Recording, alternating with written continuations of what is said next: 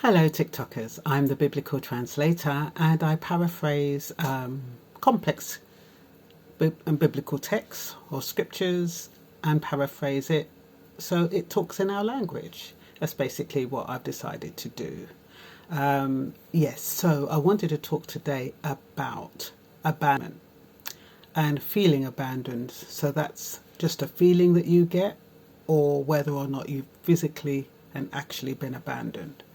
And the first thoughts sometimes we have of feeling abandoned is as children. Were our parents around? Did they foster us out? Did they die while we were young? Did they shove us off onto somebody who didn't care about us? When we think about those things, it could be considered neglect. It could be considered that they did the best that they could do. Or sometimes it is about them abandoning us because they just cannot take on the responsibility. You find that as adults, somebody comes home, their husband isn't there, their wife isn't there, or their partner isn't there. And how does that make them feel when they come home and there is nobody there? There was no warning, nothing. All of a sudden, you're facing a situation where you are on your own. And you kind of look around, you just cannot believe it. And every single day, you're waiting for that person to come back, to put the key through the door. And you have this overwhelming feeling of emptiness and incompleteness. It's a bit like when your children go off and they die, or something happens to them, or they run away and you never see them again, and you feel abandoned. When you feel abandoned, it is as though you feel as though you have failed. You failed in life, you failed at something.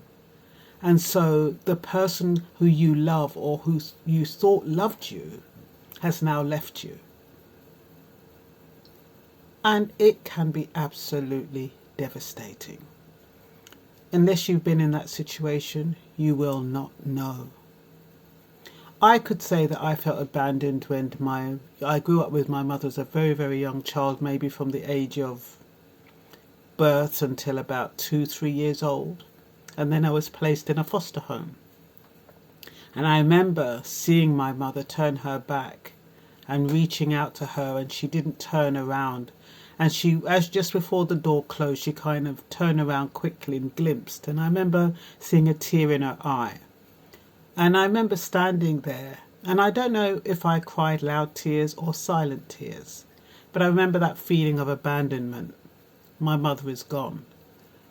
And so it impacts your relationships as you go on in life. And why am I talking about this? I'm talking about this because I was reading Matthew, and where Jesus was on the cross and he was in so much pain. He was being mocked. He was being humiliated. And he said, "Father, Father, why have you abandoned me?" He felt so alone. There was nobody out there who could help him, who could comfort him, who was brave enough to step forward and say, "Look, back off. He is the Son of God." There was nobody to support him. There was nobody to reinforce what he was saying. And you know what it's like when you are in a position where you need somebody else's support. You need somebody to endorse you, to validate you, to say, yes, this is who she says she is. It's a bit like the man when the police pounced on that man and said, "We smelt drugs on you." And he's saying, "Look, I am A, B, C, D, and E. I am Mr. Aziz. I have a prescription that says I can smoke cannabis. It's medically prescribed." And the police looked at it and just blew it away. It's a similar situation where you are not believed. And because you're not believed, you're suffering. You feel as though you don't have that support. I think I've put everything on here, but really basically Matthew 27:45 says, "At noon darkness fell across the whole land until 3 o'clock.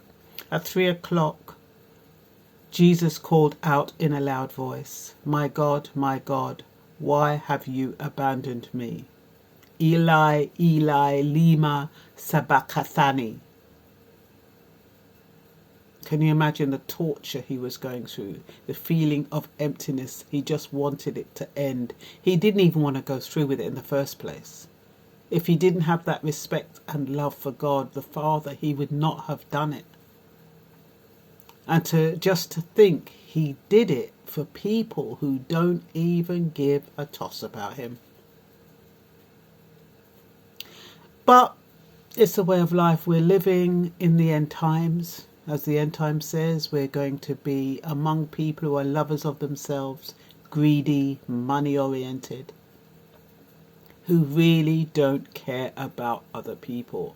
And as we see AI being introduced into our lives, and we see robots and humanoids and all this kind of automation, we realize we're going to have people who are lovers of themselves, who just want quick gratification, who just want to satisfy their needs. When they do not satisfy their needs, they get grumpy, they get angry, they get resentful, they go out there and fight, they go out there and steal. The work ethic out the window. And I was thinking yesterday when I was at work, I was thinking to myself, it's so difficult to actually concentrate and be focused when you don't feel you have the support. So all I'm saying to you peeps is just try to support each other. When somebody talks to you, acknowledge them. Try to make them feel a part of what you're doing. Don't allow them to feel abandoned. Sometimes even at work, I feel abandoned. I feel there's no one I can call and talk who's genuinely interested in helping and supporting me. Sometimes I feel that way. And yesterday I felt emotional about it because I'm thinking, yes, they're telling me to go and contact that person, but that person is not interested. But because you live in a diplomatic society and everything has to be politically correct, you can't go and say to somebody, oh, well, she's being obstructive, because you're putting her in it. So you end up trying to absorb all of these political machinations that go on in the workplace, and you try to solve things yourself, and you can end up trying to solve them and feeling so lonely and abandoned. Anyway, I'm going to stop it here. I hope you're not a person who feels lonely and abandoned, but if you are, remember there are many of you, many of us like you, and that there is a way, and we can pray and ask God for more strength to deal with it. Just talking and affirming first thing in the morning that you can do this. And a lot of times we can do it. It just takes a little extra work, little extra research, and you can do it. So anyway, I better go now. So that's all for now. Bye-bye.